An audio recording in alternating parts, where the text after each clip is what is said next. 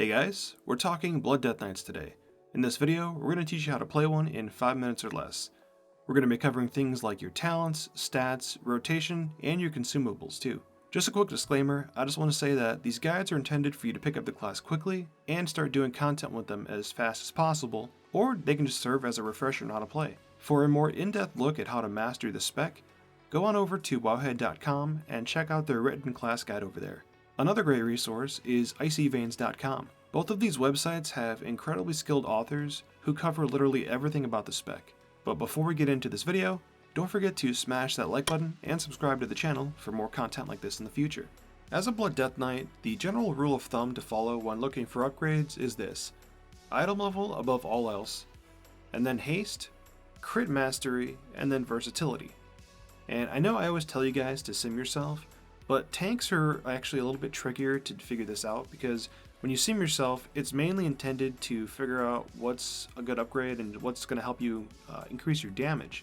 But with tanking, we are more focused on survivability over DPS, so it's harder to figure that out. So the good rule of thumb here is just go for the best item level that you can find and try to avoid versatility, and after that you should just be fine.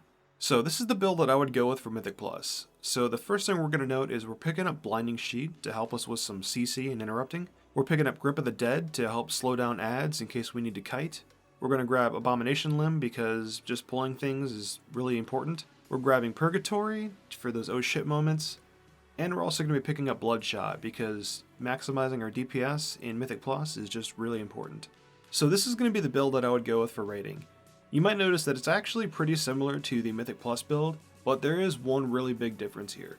So we're not picking up Blinding Sheet anymore, and instead we're actually going to be picking up Anti-Magic Zone because it is just such a strong defensive cooldown for the raid.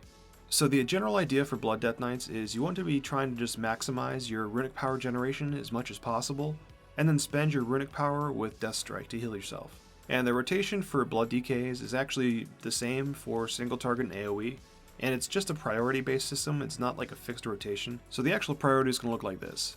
You want to cast Death and Decay on cooldown, use Abomination Limb, Dancing Rune Weapon, Tombstone, Mara Rend, use Death Strike if your health is low or to avoid capping on runic power, use Blood Boil if no enemies have Blood Plague on them or you're at 2 charges, use Mara Rend if you have 6 or fewer stacks of Bone Shield, Hearth Strike if you have 3 or more runes, use Blood Boil. So now let's talk about the active mitigation. So Blood Death Knights have 2 main ones. You have Death Strike and Bone Shield. So Death Strike is your primary means of just keeping yourself alive by healing yourself. And then Bone Shield is going to be this super tanky kind of mitigation buff that you're going to always want to have a bunch of stacks of. And the best way to get more stacks of this is by using Mara Rend.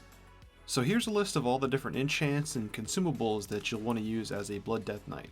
Feel free to pause this video here to write this down. And one nice thing about Death Knights is that we actually use rune forging instead of weapon enchants, so we can save a little bit of money that way. And that should wrap up this video. Let me know in the comments how much fun you guys are having playing Blood Death Knight, or are you guys having trouble with it? Either way, thank you so much for checking out my video, and we'll see you guys in the next one.